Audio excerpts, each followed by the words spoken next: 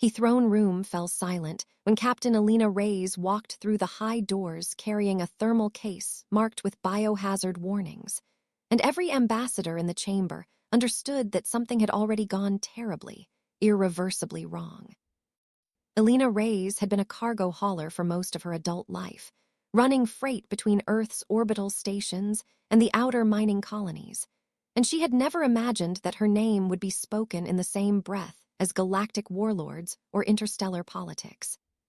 She was 42 years old, with gray threading through her dark hair and calluses on her hands from years of wrestling stubborn cargo locks, and patching hull breaches with whatever materials she could scavenge. Her ship, the Mariposa, was older than she was, a battered freighter held together by improvisation and stubbornness, and it smelled perpetually of recycled air, machine oil, and the cheap coffee she brewed in a dented percolator bolted to the galley wall. Elena had chosen that life deliberately, craving the solitude of deep space and the simple honesty of a job where success meant delivering cargo intact and on time, nothing more. The war had started 3 months earlier, though most of humanity had not realized it was a war until the second week, when the bombardments began. The Korthax Dominion had swept through the outer colonies like a storm, their warships appearing without warning and delivering ultimatums in a guttural language that Earth's translators struggled to parse. The Korthax were an old species, conquerors who had claimed a dozen star systems through a combination of overwhelming firepower and psychological terror, and their leader was a warlord named Thrazon Kael, a figure whose reputation preceded him like a shadow. Thrazon was known for his duels, ceremonial combats in which he challenged the leaders of conquered worlds to single combat, and he had never lost. The duels were not about fairness or honor in any human sense. They were about dominance, about forcing his enemies to acknowledge his superiority before he crushed them in front of their people. Elena had been hauling a shipment of medical supplies to a colony called New Havana when the Korthax fleet arrived. She had seen the warships from a distance, sleek black vessels that moved with predatory grace, and she had done what any sensible hauler would do. She powered down to minimal life support, drifted behind a derelict mining platform, and waited. She watched through her ship's exterior cameras as the Korthax bombarded the colony's defense grid, methodical and efficient, and she saw the governor's desperate transmission begging for terms. Thrazon had appeared on every screen in the system, a towering figure clad in obsidian armor, his face hidden behind a mask that resembled a snarling predator. His voice was deep and resonant, amplified by technology that made it echo like thunder. He demanded that humanity's leader come forward to face him in single combat, and if no one accepted, he would reduce New Havana to ash. Elena had not been anyone's idea of a leader. She was not a soldier, not a diplomat, not a hero. She was a woman who fixed broken engines and negotiated freight rates, and her only weapon was a rusted plasma cutter she kept in the cargo bay in case she needed to cut through debris. But she had listened to the governor's response, a fumbling attempt to buy time, and she had watched Thrazon's fleet move into bombardment position, and something inside her had snapped. It was not courage, exactly, or at least not the kind that came with fanfare and declarations. It was something quieter, something that had been building in her chest for years, a deep, burning refusal to let other people dictate the terms of her survival. She had powered up the Mariposa, ignored the panicked hails from the colony, and transmitted a message directly to Thrazon's flagship.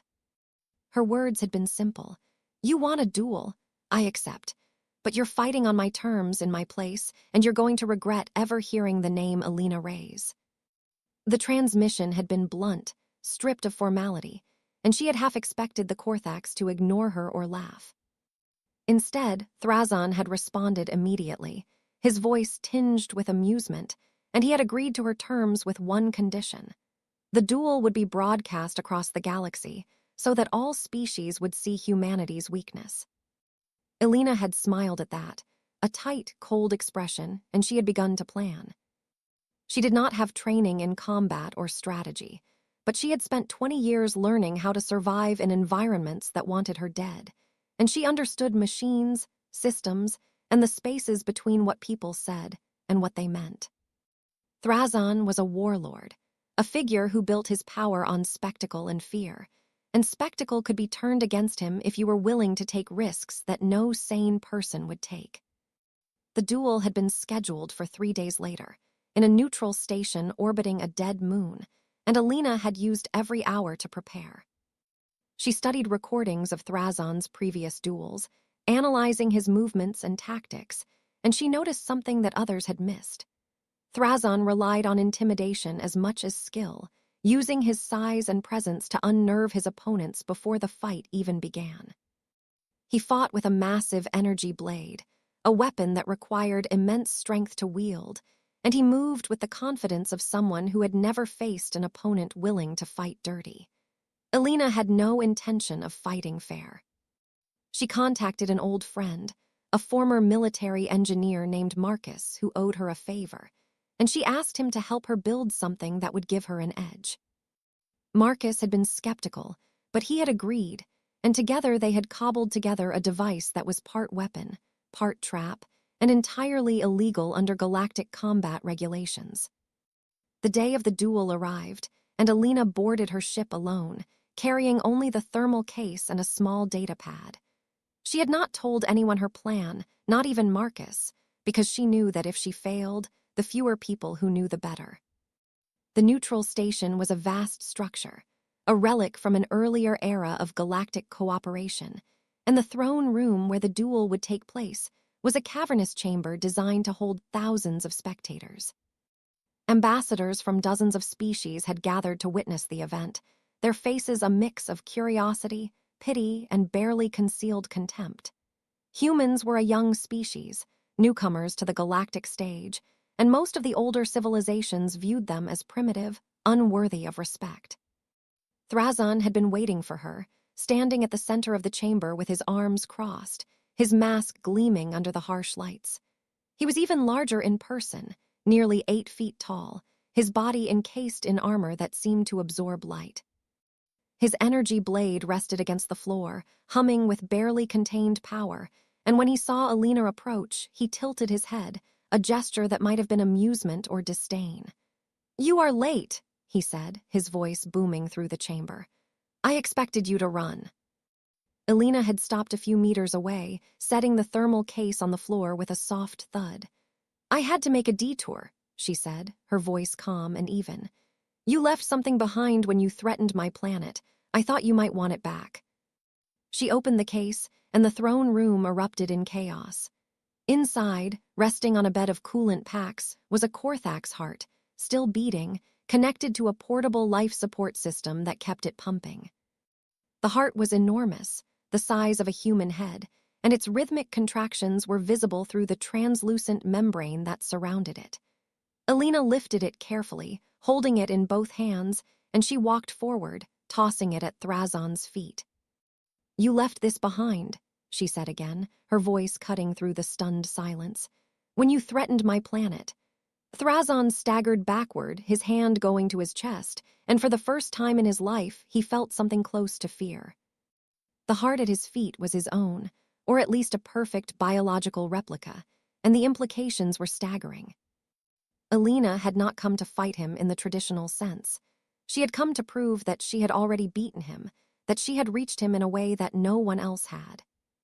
The ambassadors began to scatter, their seats emptying in seconds, and the chamber filled with the sound of hurried footsteps and panicked whispers. Thrazon's guards moved to intercept Elena, but she held up a small remote device, her thumb hovering over a single red button. "I wouldn't," she said, her voice steady. "That heart is connected to a neural interface that's broadcasting your biometric data to every ship in this system. If I press this button, everyone will know exactly how terrified you are right now." Thrazon froze, his mind racing. He had built his empire on fear, on the belief that he was untouchable, and Elena had shattered that belief with a single, audacious gesture. He wanted to kill her, to crush her for her insolence, but he knew that doing so would only confirm what she had already proven, that he was vulnerable, that he could be reached. The duel had ended before it began, and Thrazon understood with a clarity that was almost painful that he had lost. Elena did not press the button. She simply stood there, waiting, and after a long moment, Thrazon lowered his blade. "Leave," he said, his voice hoarse. "Take your people and go. I will not pursue you." Elena nodded, picking up the thermal case and turning to leave. She walked out of the throne room without looking back, her footsteps echoing in the empty chamber, and she did not stop until she reached the Mariposa. She powered up the engines, filed a flight plan back to Earth, and allowed herself, for the first time in 3 days, to breathe. But the story did not end there, and Elena would spend the rest of her life grappling with what she had done and what it meant. Elena spent the first week after the duel in her ship, drifting through deep space and avoiding all contact with other vessels. The Mariposa was her sanctuary, a place where she could think without interruption, and she needed time to process what had happened. The neural interface she had threatened Thrazon with had been a bluff, a piece of theater designed to sell the illusion that she had truly stolen his heart. And the heart itself had been a synthetic replica grown in a black market lab, using genetic samples Marcus had obtained through channels Elena preferred not to ask about. The entire plan had hinged on audacity, on Thrazon's inability to conceive that a human cargo hauler would have the resources or the nerve to pull off such a stunt. The galactic response had been swift and chaotic.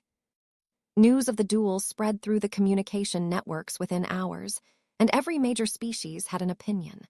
Some called Elena a hero, a symbol of humanity's resilience and ingenuity. Others condemned her as reckless, arguing that she had humiliated a powerful warlord and put Earth at risk of retaliation. Thrazon had honored his word and withdrawn his forces from human space, but his dominion remained intact, and many feared that he would eventually return, seeking revenge. Elena did not feel like a hero. She felt tired, hollowed out, and uncertain about what came next. She had spent her entire adult life avoiding responsibility, choosing the solitude of deep space over the messy entanglements of human relationships. And now she was being hailed as humanity's champion, a role she had never wanted and did not know how to fill. She received hundreds of messages, requests for interviews and public appearances, but she ignored them all, focusing instead on routine maintenance and the small, familiar tasks that kept her ship running. On the 8th day, she received a transmission from Earth's newly formed Unified Defense Council, a bureaucratic entity that had been hastily assembled in response to the Korthax threat. The message was polite but firm. They wanted to meet with her, to discuss her actions and their implications for humanity's place in the galaxy. Elena hesitated, her instinct telling her to delete the message and continue drifting, but she knew that avoiding the council would only delay the inevitable. She set a course for Earth, a journey that would take 2 weeks at standard cruising speed, and she used the time to prepare herself for conversations she dreaded. Earth looked different when she arrived, though she could not immediately say why. The orbital stations were the same, the traffic patterns familiar, but there was a tension in the air, a sense that something fundamental had shifted. She docked at a civilian station and took a shuttle down to the surface, landing in Geneva, where the council had set up temporary headquarters in a repurposed conference center. The building was modern and sterile, all glass and steel, and it reminded Elena of the places she had always avoided. Spaces designed for diplomacy, compromise, and the slow grinding of institutional gears. The council was waiting for her in a conference room on the top floor, a group of 6 individuals representing different regions and political factions. They were a diverse group, men and women of varying ages and backgrounds, but they shared a common expression, a mixture of gratitude, curiosity, and wariness. The chairperson, a tall woman in her 50s named Dr. Amara Singh, gestured for Elena to sit.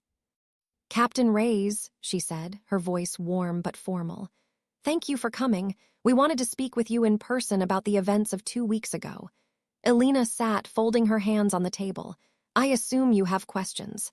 Dr. Singh nodded. "We do." "Your actions were extraordinary, and they achieved something that our military and diplomatic efforts could not. They stopped the Korthax advance. But they also raised concerns. You acted unilaterally, without consulting any government or military authority, and you used methods that many consider ethically questionable. Elena met her gaze. I did what needed to be done. Thrazon was about to destroy New Havana, and no one else was stepping up. I'm not proud of how I did it, but I'd do it again. One of the other council members, a middle-aged man named Colonel David Ortiz, leaned forward. We're not here to criticize you, Captain. We're here to understand. How did you pull it off? How did you get access to Thrazon's genetic material, and how did you create a convincing replica of his heart? Elena shrugged. I have contacts. People who owe me favors, and people who trade in things that aren't exactly legal. I reached out to someone I trust, and he connected me with a lab that specializes in synthetic biology. The heart was grown in less than 72 hours, and the life support system was cobbled together from medical equipment and spare parts. It wasn't perfect, but it didn't need to be. It just needed to look convincing for a few minutes. Dr. Singh nodded slowly. And the neural interface. The device you used to threaten him. Elena smiled faintly. That was a bluff. There was no neural interface, no biometric data. The remote was just a trigger for a smoke grenade I had hidden in the case. I gambled that Thrazon wouldn't call my bluff in front of an audience, and I was right. The room fell silent, and Elena could see the council members exchanging glances. Colonel Ortiz spoke first, his tone cautious. You risked everything on a bluff. If Thrazon had called you on it, he could have killed you on the spot. Elena nodded. Yes, but he didn't because he couldn't afford to.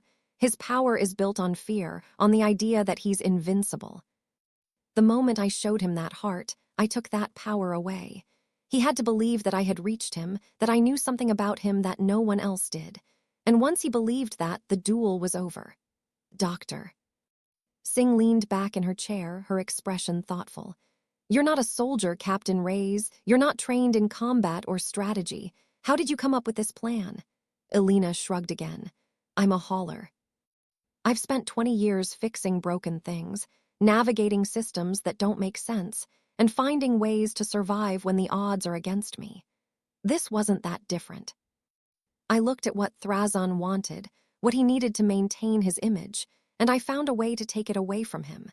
It wasn't about fighting him, it was about making him doubt himself. The council members seemed satisfied with her answers, though Elena could sense their unease. They wanted to understand her, to fit her into a narrative that made sense, but she resisted their attempts to frame her as a hero or a rogue. She was neither. She was simply someone who had acted when no one else would, and she did not want to be defined by that single moment.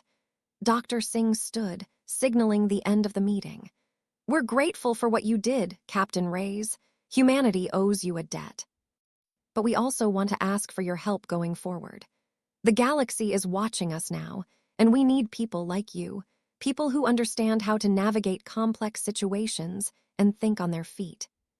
Would you be willing to work with us, to advise the Council on matters related to the Korthax and other potential threats? Elena hesitated. The idea of working for a bureaucracy, of being tied down by meetings and protocols, filled her with dread. But she also understood that the galaxy had changed, that humanity could no longer afford to remain isolated and naive. I'll think about it, she said, but I'm not making any promises. I'm a hauler, not a diplomat. Dr. Singh smiled. That's all we ask, think about it. Elena left the conference center and returned to her shuttle, feeling the weight of expectations settling on her shoulders. She had wanted solitude, simplicity, a life where her choices affected no one but herself. But that life was gone, swept away by the events of the past 3 weeks, and she did not know how to get it back. She returned to the Mariposa and sat in the cockpit, staring out at the stars. The ship felt smaller now, as though the universe had expanded while she was on Earth, and she realized that she could not go back to the way things were. The duel had changed her, not because of what she had done, but because of what it had revealed. That she cared, deeply and viscerally, about the people she had spent years trying to distance herself from. She thought about Thrazon, about the fear she had seen in his posture when she threw the heart at his feet, and she felt a pang of something that might have been regret. She had humiliated him, stripped him of his power in front of the galaxy, and she wondered what that would cost in the long run. Thrazon was not the type to forgive, and Elena knew that their paths would cross again. 2 days later, she received a message from Marcus, the engineer who had helped her build the fake heart. His tone was urgent, and he asked her to meet him at a bar in New Berlin, a city on Europa's surface. Elena agreed, curious about what he had to say, and she booked passage on a commercial transport. The journey took 3 days, and she spent the time reading reports about the Korthax Dominion, trying to understand the broader context of what she had done. The bar was a dimly lit place, tucked into a basement level of a residential district, and it smelled of synthetic beer and fried food. Marcus was waiting for her at a corner table, his face shadowed by the low lighting. He was in his early 50s, with graying hair and a nervous energy that made him seem younger. He had been a military engineer before a falling out with his superiors ended his career, and he had spent the last decade working freelance, taking jobs that skirted the edge of legality. Elena sat across from him, and Marcus slid a data pad across the table. "You need to see this," he said, his voice low. "It's about the Korthax, about Thrazon." Elena picked up the pad and scanned the contents. It was a report, compiled from intercepted communications and intelligence gathered by human agents embedded in neutral stations. The report detailed Thrazon's activities since the duel, and what Elena read made her blood run cold. Thrazon had not retreated in defeat. He had regrouped, consolidating his forces and preparing for a new campaign. But his target was not humanity. It was his own species. The report explained that Thrazon's humiliation had weakened his position within the Korthax hierarchy, and rival warlords were moving to challenge him. The Dominion was fracturing, splitting into factions that threatened to ignite a civil war. And Thrazon, desperate to reclaim his authority, was planning something catastrophic, an attack on the Korthax homeworld itself, a gambit designed to force the rival warlords to submit or be destroyed. Elena looked up at Marcus, her expression grim. "How reliable is this?" Marcus nodded. "Very. The intelligence comes from multiple sources, and the pattern is consistent. Thrazon is planning to move in the next 2 weeks. If he succeeds, the civil war will spread across the Dominion, and millions of Korthax will die. And if he fails, the rival warlords will come after humanity, blaming us for destabilizing their government." Elena set the pad down, her mind racing. She had humiliated Thrazon to save humanity, but in doing so, she had set in motion events that could lead to even greater violence. The realization was bitter, and it forced her to confront a truth she had been avoiding. Actions had consequences, and even the best intentions could spiral out of control. Marcus leaned forward. "What are you going to do?" Elena did not answer immediately. She stared at the data pad, thinking about Thrazon and the Korthax, about the fragile web of power and fear that held the galaxy together. She had spent her life avoiding responsibility, but she could not avoid this. If she did nothing, the blood of millions would be on her hands, and she would never forgive herself. "I'm going to stop him," she said finally, her voice quiet but resolute. "I don't know how yet, but I'm going to find a way." Marcus nodded, as though he had expected that answer. "You're going to need help. You can't do this alone." Elena met his gaze. "Then help me. Call in every favor you have. Contact everyone you know who might have information or resources. We need to figure out Thrazon's plan and find a way to disrupt it before it's too late." Marcus smiled, a tired, weary expression. "I was hoping you'd say that. I've already started making calls. There are people out there, smugglers and freelancers, who are willing to help. But it's going to be dangerous, Elena, more dangerous than the duel." Elena nodded. "I know, but I don't have a choice."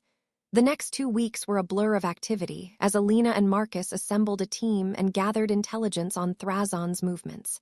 The team was small. Just 6 people, but each of them brought skills that Elena knew she would need. A former Korthax defector named Varkai, who understood the Dominion's internal politics, a human hacker named Jenna who could break into secure networks, a pilot named Alexei who had flown in more combat zones than Elena could count, a medic named Dr. Leela Chen who had patched up smugglers and mercenaries across the galaxy, and Marcus himself, whose engineering expertise would be critical. They were an unlikely group, bound together by circumstance and a shared sense that the galaxy was teetering on the edge of something terrible. Varkai was the key to understanding Thrazon's plan. He had been a mid-level officer in the Korthax military before defecting to a neutral station, and he had intimate knowledge of the Dominion's command structure. He explained that Thrazon was planning to use a weapon called the Void Lance, a massive orbital cannon capable of cracking a planet's crust. The weapon had been decommissioned years earlier, deemed too dangerous even by Korthax standards, but Thrazon had secretly been repairing it, intending to use it as a tool of intimidation. If he successfully deployed the Void Lance against the homeworld, he could force the rival warlords to submit, cementing his authority. But if the weapon misfired or was destroyed, the resulting chaos would destabilize the entire Dominion. Elena listened to Varkai's briefing with a growing sense of urgency. The Void Lance was located in a remote system, hidden inside a decommissioned military station that Thrazon had converted into a forward base. The station was heavily guarded, and any direct assault would be suicidal. But there was another option: sabotage. If they could infiltrate the station and disable the weapon before Thrazon could use it, they could prevent the